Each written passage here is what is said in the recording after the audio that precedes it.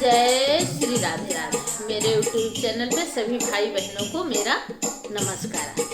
आई एक बहुत सुंदर बहुत प्यारा सा लड़के की शादी में गाने वाला लड़की की विवाह गीत सुनते हैं। अगर अच्छा लगे तो कमेंट बॉक्स में ज़रूर बताना कि मेरा विवाह गीत कैसा है। बसवा की कोठिया माधुई करैलवा एक बसुड़िया एक बसवा की कोठिया माधुई करैलवा एक बांसुरिया एक बांस माया की कोखिया माधुई रे लड़िकवा एक बहिनी एक भाई माया की कोखिया माधुई रे लड़िकवा एक बहिनी एक भाई माया कहाई बेटी नियारे बियाह बाबा कहाई दास कोस माया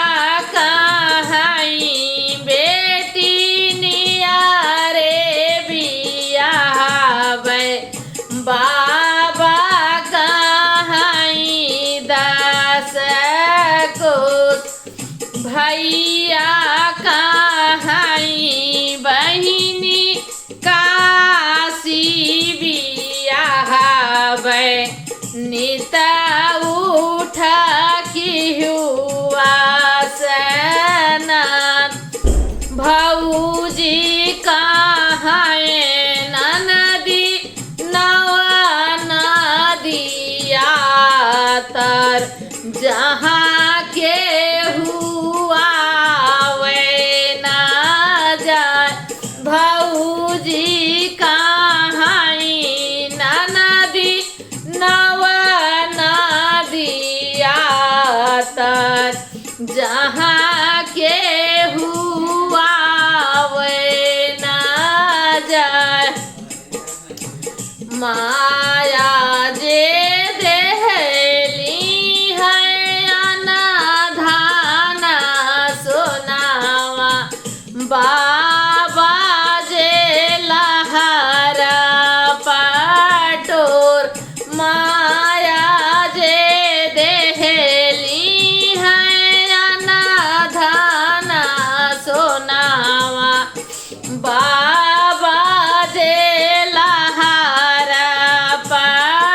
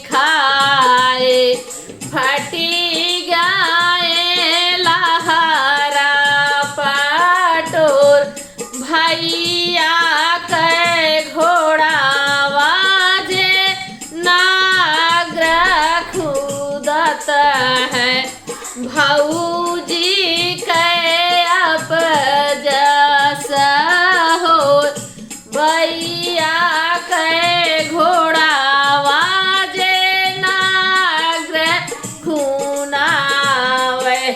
भाऊजी के आप जैसा हो। मेरा विवाह गीत अगर सभी दोस्तों सभी मित्रों को अगर अच्छा लगेगा तो कमेंट बॉक्स में जरूर बताएं मेरा विवाह गीत कैसा है।